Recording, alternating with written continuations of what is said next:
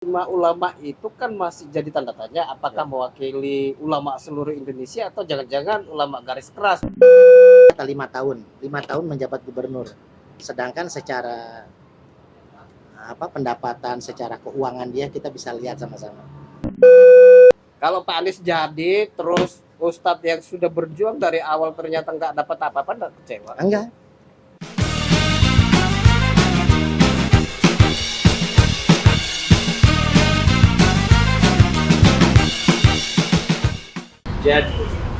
Jadi kan Anies itu menurut saya sudah mulai terlalu ke kanan, yang tadinya sudah di tengah. Nah, tengah dan kanan itu apa maksudnya? Tengah dulu Anies cenderung nasionalis ya.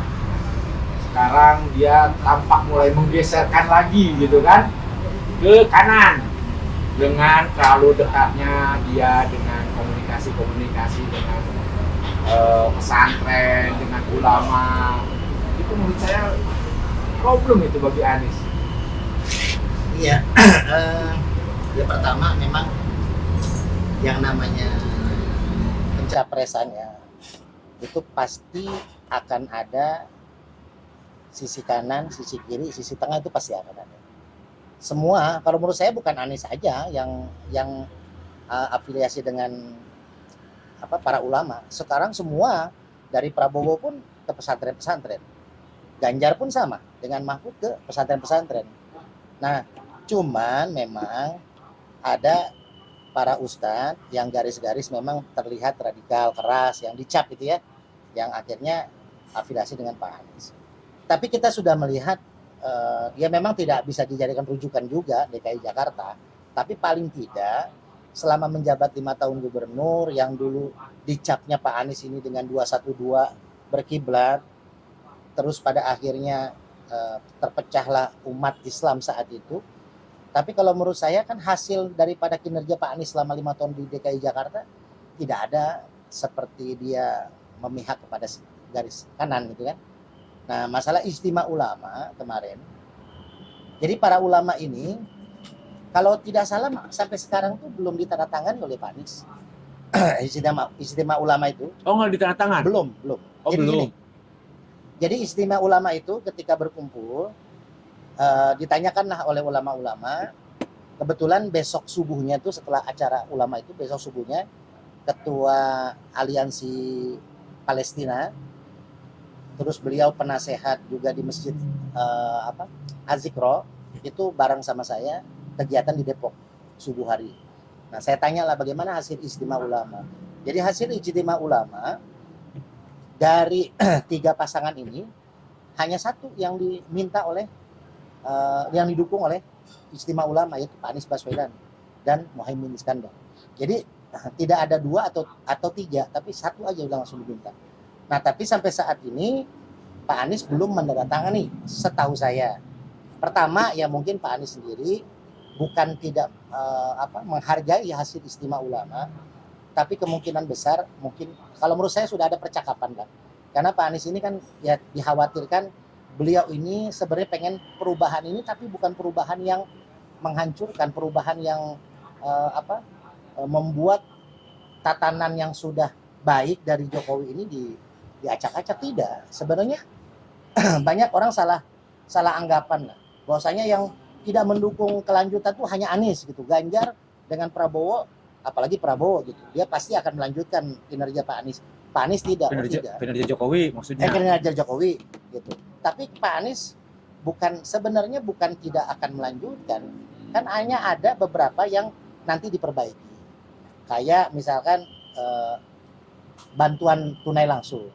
Pak Anies akan melanjutkan, tapi ada perbaikan-perbaikan yang akan dibenahi daripada bantuan tunai langsung. Jadi makanya kalau menurut saya masalah Pak Anies didukung oleh Ustadz Abdul Somad, terus oleh Ustadz Adi Hidayat, oleh istimewa ulama, bahkan yang terbaru oleh Yusuf Kala. Dan orang melihatnya Yusuf Kala bukan sebagai mantan wakil presiden, tapi sebagai ketua Dewan Masjid Indonesia. Tambah kuat lagi tuh kan pemikiran orang-orang, wah Islam nih ya kan, Islam yang memang udah digiring ke Pak Anies ini. Nah, ini sebenarnya tidak, karena Pak Anies sendiri kan dalam setiap, apalagi terakhir dalam debat capres itu tidak ada unsur-unsur Pak Anies itu niat untuk memecah belah umat dengan cara Pak Anies yang menguatkan bahwasanya ulama itu lebih dekat dengan Pak Anies. Tapi ulama yang mana dulu nih? Kalau istimewa ulama itu kan masih jadi tanda tanya apakah mewakili ulama seluruh Indonesia atau jangan-jangan ulama garis keras maksudnya itu saat. Saya beberapa rekan sahabat saya juga ikut hadir di istimewa ulama. Ya, dari Depok juga ada, dari Jakarta ada. Jadi istimewa ulama ini, mohon maaf, ini bukan banyak ulama-ulama yang memang ini ulama-ulama yang sebenarnya tidak ikut-ikutan di politik. Beliau ikut hadir di istimewa ulama karena ingin sama-sama berikhtiar mencari pemimpin yang terbaik lah daripada yang baik. Jadi kalau menurut saya, kalau dilihat dari nama-nama yang hadir, itu banyak yang sangat tidak. Gimana ceritanya saat istimewa ulama tidak mau bukan ulama-ulama yang berpolitik? Ulama yang nama istimewa itu adalah sikap politik. Maksudnya gini, yang tidak, jadi gini, banyak ulama-ulama yang diundang, itu memang dia kesehariannya dalam bersikap, dalam berdakwah, itu tidak berkaitan tentang politik. Ulama-ulama itu. Jadi ada banyak rekan-rekan saya yang ketika berdakwah itu, ya dakwah saja. Tidak ngomongin ini Anies begini-gini, enggak.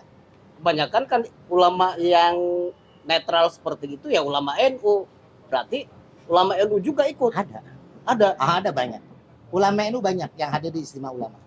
Bahkan beberapa rekan saya juga hadir di istimewa ulama itu. Beliau juga ya orang-orang yang memang aktif di NU.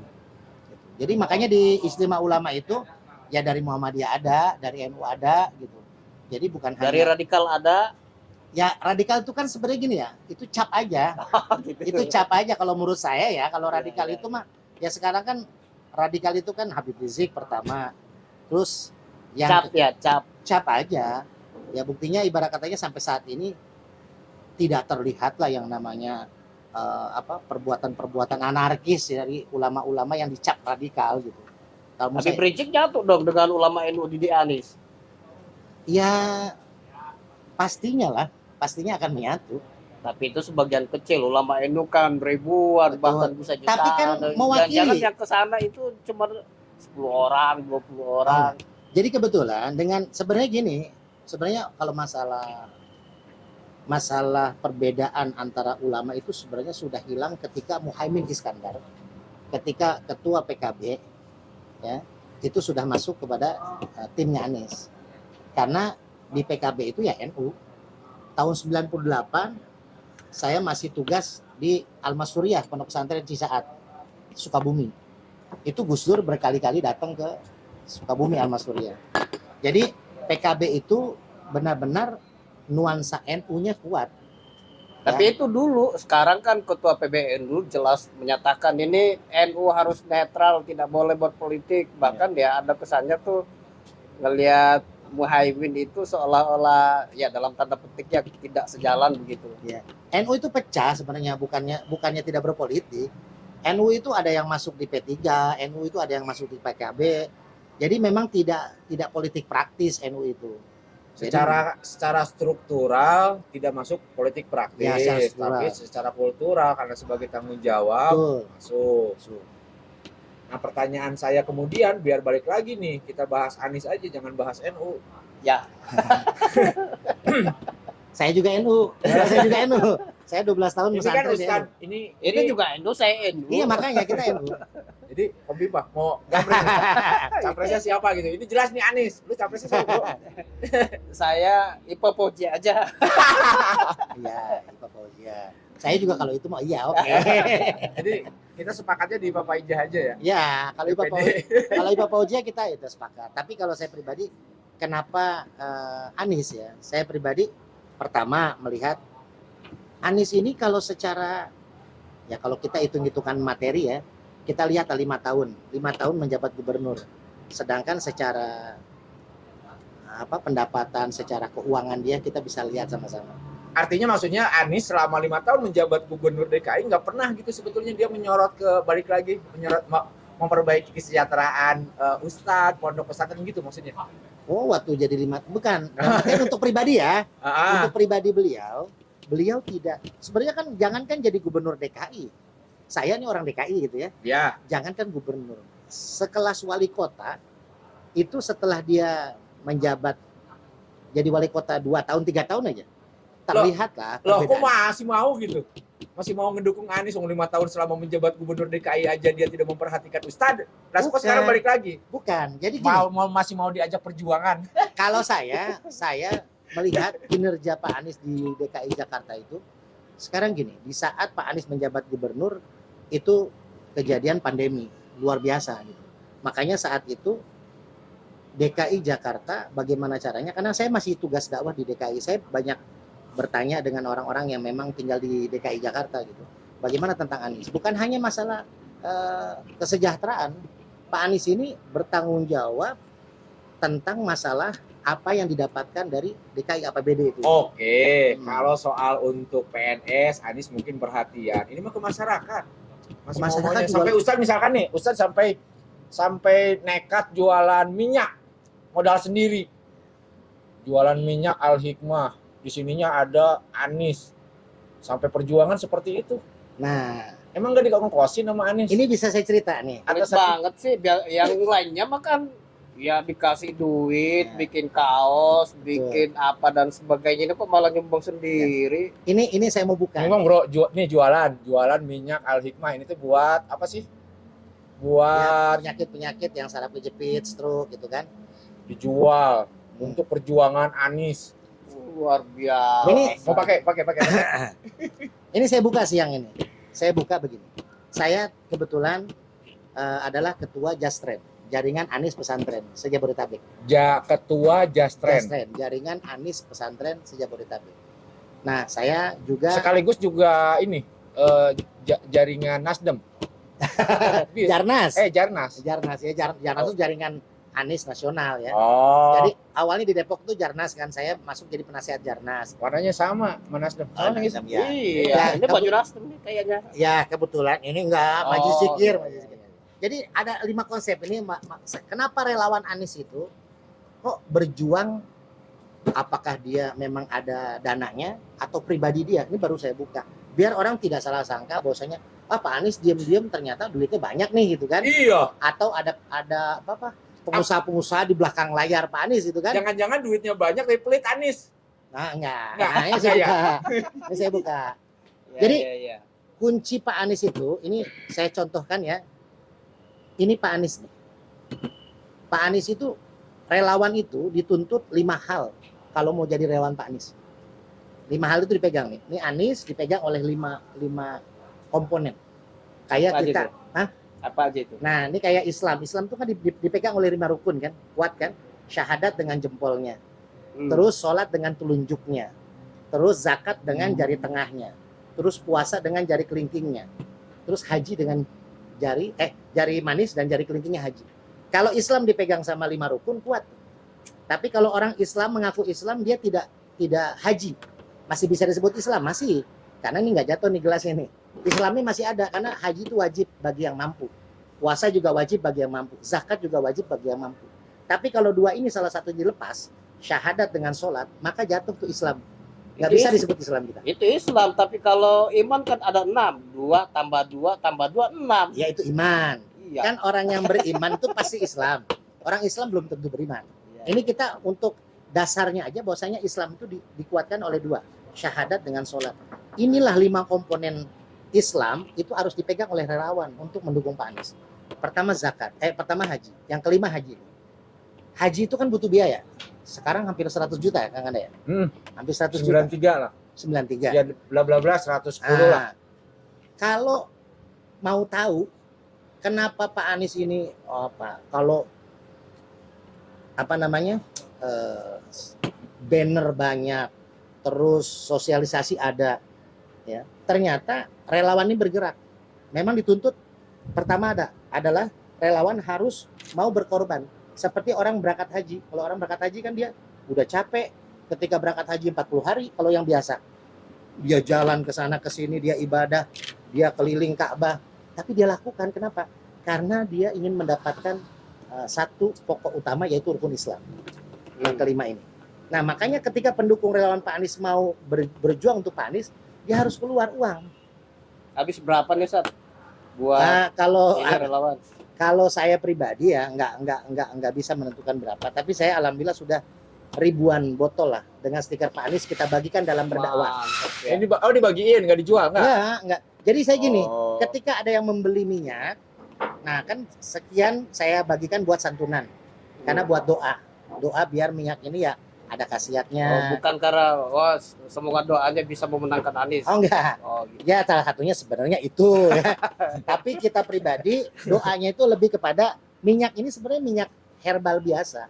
Kenapa dia manfaat? Karena ada zikiran, ada doa dari anak yatim. Nah hasil dari minyak ini keuntungannya, nah sebagian saya bikin minyak atas stiker Pak Anies. Nah itu kita bagikan. Kalau Pak Anies jadi terus Ustadz yang sudah berjuang dari awal ternyata nggak dapat apa-apa, nggak kecewa? Enggak. Kenapa? Kalau Iya, saya Terus pribadi, begitu luar biasa. Sama ditambah, mendukung- memang sekalian ditambah saya. Apa sih yang menyatukan relawan atau pendukung-pendukung Anies itu bergerak gitu secara sukarela? mungkin daripada dari apa yang dia alami sama yang dia alami. Saya pribadi ya, saya hijrah dari Priuk ke Depok. Itu kenapa saya hijrah dari Priuk ke Depok? Karena pertama otomatis itu sebelum Pak Anies jadi gubernur ya. Iya. Saya pindah ke Depok tuh mungkin ya. Kalau Pak Anies sudah jadi gubernur, mungkin saya nggak sempat pindah dari Priuk ke Depok. Kenapa saya tergeser ke Depok? Karena kita tidak sanggup mengikuti kualitas hidup atau kemampuan kita untuk mengeluarkan kegiatan hidup di Depok, di Priuk ya, dengan biaya sekolah segala macam. Bukan karena digusur sama Ahok. Enggak. Ahok juga bagus gitu, Jokowi juga bagus waktu jabat gubernur. Cuman saya pribadi saat itu memang udah harus hijrah ke Depok. Nah ketika di Depok, Anies lah, saya masih Priuk tuh KTP-nya. Jadi ketika pemilihan Pak Anies, saya tetap milih Pak Anies. Anies jadilah gubernur gitu. Kita lihat oh kegiatannya bagus segala macam.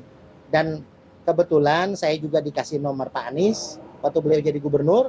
Jadi saya japri lah Pak Anies, WA-an dengan Pak Anies, begitu sibuknya beliau jadi gubernur, bahkan yang saya tahu tuh bukan ratusan, mungkin lebih ratusan yang WA beliau, yang punya nomor beliau, tapi saya beberapa kali dibalas oleh Pak Anies.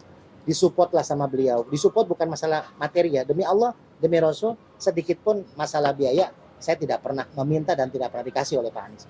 Tapi saya tahu visi misi Pak Anies.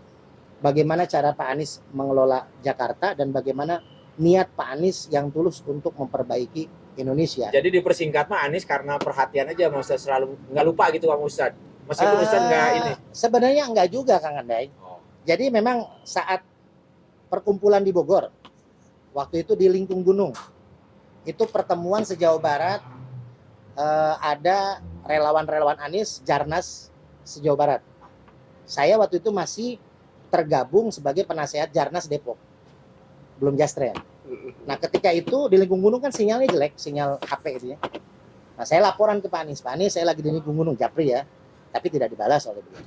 Nah ketika sekjennya Pak Anies sedang video call Pak Anies kan sinyalnya jelek, diputus sama Pak Anies.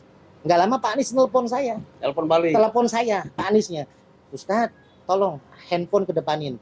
Disitulah banyak emang sih kan, salah satunya sahabat saya yang saya ajak itu Pak Anies teleponan video callan dengan relawan dan pakai HP saya. Disitulah saya diminta untuk menjadi ketua Jastren karena pengurus pusat melihat oh pusat kok sampai ditelepon oleh Pak Anies, berarti kan ada kedekatan. Sebenarnya kedekatan khusus enggak, cuman saya pribadi juga heran gitu Pak Anies kok menelepon saya dengan ibarat katanya kita bukan siapa-siapalah. Kan ya Ustadz gitu, ya, banyak sekedar Ustadz lah gitu kan. Banyak umatnya, jamaahnya. Ya, nah dari situ saya bilang wah berarti Pak Anies memang ketika ini, mohon maaf saya lari dikit, ketika Demokrat masih bergabung. Saat itu saya ngasih saran ke Pak Anies. Pak Anies, saya ya beberapa kali berzikir lah, minta kepada Allah petunjuk.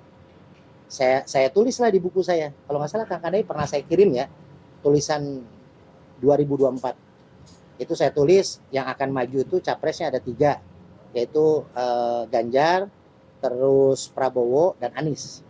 Saya tulis di situ. Nah Pak Anies berpasangan dengan AHY, itu saya tulis hampir 2 tahun yang lalu. Saya tulis sebelum Demokrat gabung saat itu. Nah saya kirim ke Pak Anies. Pak Anies ini mah hitung-hitungan zikir saya.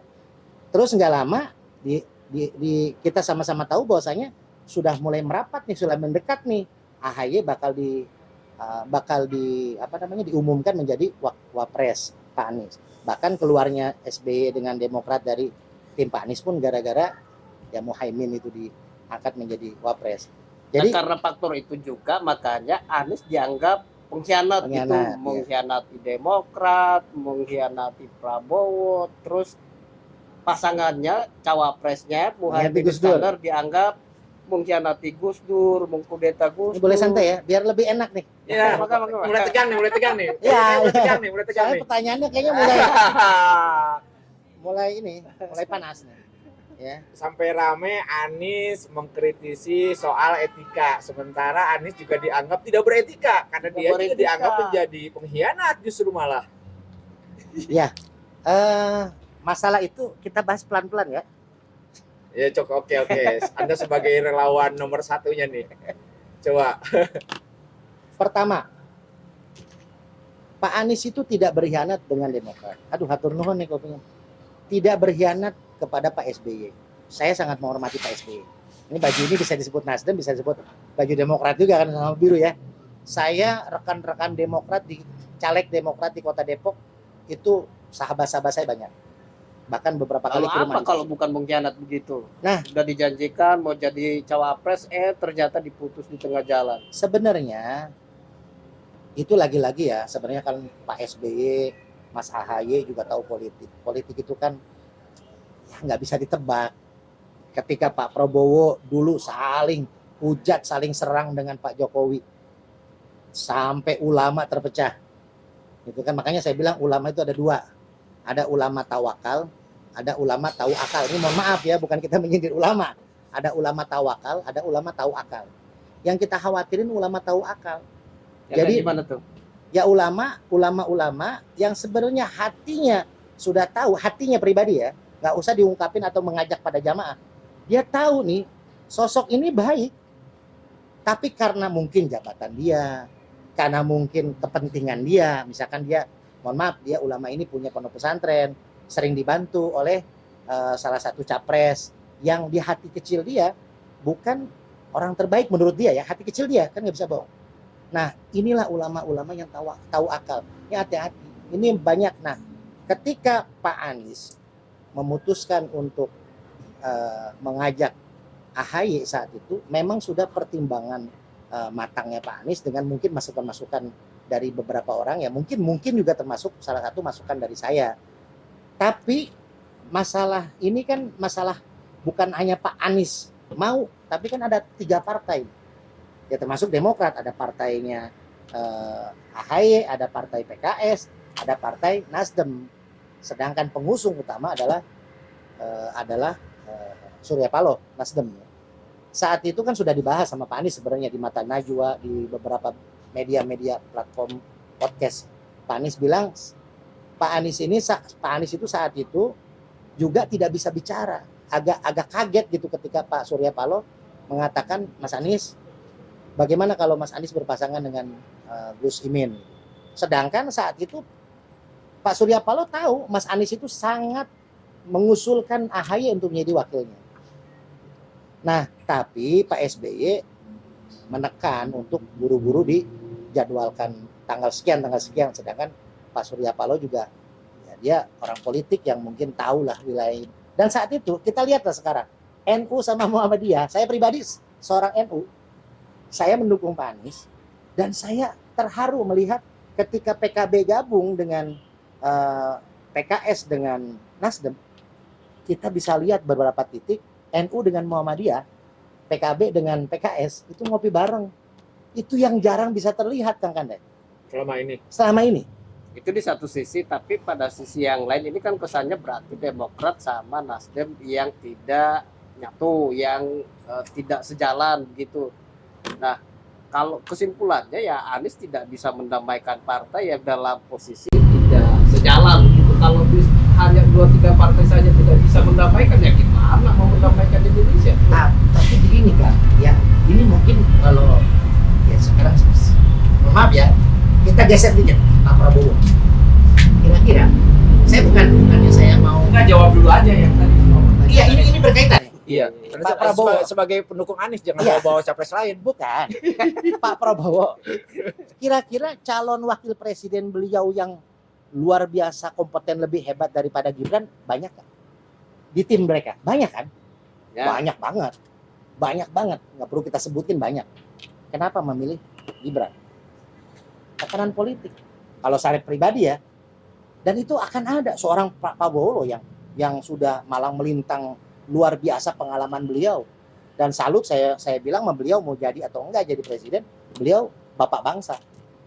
Bahkan saya pribadi ngasih saran ke Mas Anies ketika debat kemarin, bagaimanapun Pak Prabowo itu harus dihormati, harus dihargai karena beliau memang ya salah satu yang membawa Pak Anies ke gubernur DKI adalah Pak Prabowo. Masalahnya politik seperti itu. Bagaimana kuatnya Pak Prabowo, akhirnya Pak Prabowo kalah lalu diajak sama Pak Jokowi karena ini buat sistem demokrasi partai